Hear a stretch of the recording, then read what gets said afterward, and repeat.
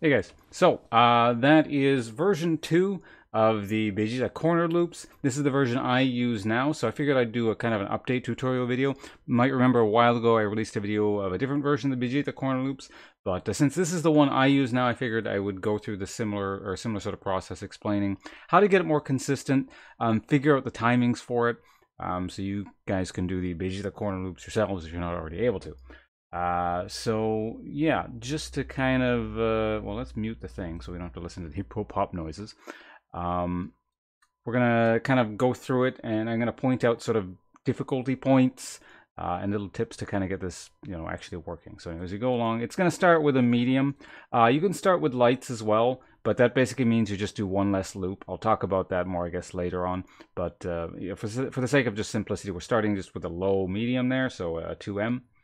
Into a 5M, which is going to float the guy, standard jump cancel stuff. We're going to do a jumping M right there into a 2H to smash the guy up. Now, note here that you can actually throw in, whoops, not far back enough. At this point here with the medium, you can actually throw in 2 more lights. So you go medium, light, light, and then 2H to smash him up. It doesn't really matter. The damage is basically the same. In fact, actually, because of scaling, you end up doing slightly less damage if you throw them in there. But you gain more bars, so you just, whatever you really want to do there, I wouldn't stress about it too much. That's not really the important part of the combo. So yeah, smash them up there. And from here, you press medium into Ki Blast. So this is where the tricky part starts here. This is going to be the timing roughly where you're going to want to press light. Notice basically the explosion has happened. It's all like it's finished exploding. It's contracted back in, and your opponent is now actually below the explosion. This is what when I first started, because I wanted to get the timing down. I didn't know when it was, because there weren't like super specific tutorials at the time when I was doing this. They might exist now, and I might be behind the times. But in any case, what I used was a visual cue here. So the explosion mostly dissipated. Use below it, and this is when you hit the guy back up with a light. So this is the auto combo. You go light, light, and then a Ki Blast right there. And this is where the repeating loop thing happens. Now, as I said, this is kind of that was the first hard part here. After that first Ki Blast to knock the guy down, to start the whole loop thing. But it's not the end of the difficult part, because the way I thought of it, and what helped me kind of actually start getting this combo, was that the combos is almost like there's 2 combos in one combo. Think of it almost like, I don't know, you're playing a piece of music, you're a musician, and there's a specific beat. So the first part of the combo, very standard, easy beat, and then suddenly you get some kind of weird, crazy, tempo that it suddenly switches into, which is the loop part. So you have to suddenly switch gears, and that's kind of the difficult part to get, but once you get that down in your head, it's not too difficult. But you got to get that timing down. So listen, I'm going to turn the audio back on for this part. So notice like there's a much slower staggered pace, because you got to press the button roughly. The visuals more or less match when you press the button, so that makes it a bit easier. But you're just going to go 1, 2, 3, kind of like that. So notice before this, it's just kind of you're pressing whatever. It's like, and the timing doesn't matter. But this is rather precise at this point, and it slows down. So it's kind of like you're playing a fast wild song where it doesn't matter if the note order is too right, and then it's a very, very kind of precise thing after this. So it's going to go like 1, 2, 3, 1, 2, 3, kind of. Or if you want to, now I shouldn't complicate things, but the Ki Blast timing doesn't matter too much. So you can actually stagger it in such a way that you're going to do, or you can press it sort of spaced out evenly. You go t. Don't follow that timing exactly, but I'm trying to give you a rough idea. But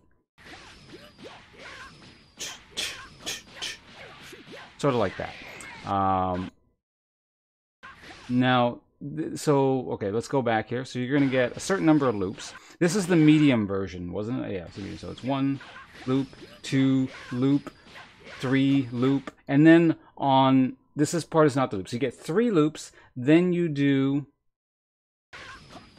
light, light, and then 2H. So that's similar to the previous combo. So you're kind of ending the loops at this point by smashing up one more time, and then you go light, light, auto combo, just smash them back into the ground. This part's easy. And then you can kind of do whatever you want at the end. I just do a level 3. You can throw them up into the air and do a level 3. You can do a level 1, whatever. But yeah, that's how that works there. Let's look at it one more time. So we're going to start mediums. Again, throw in lights there if you want. Here's the loop, 1, 2, 3. Loop number 2. Loop number 3.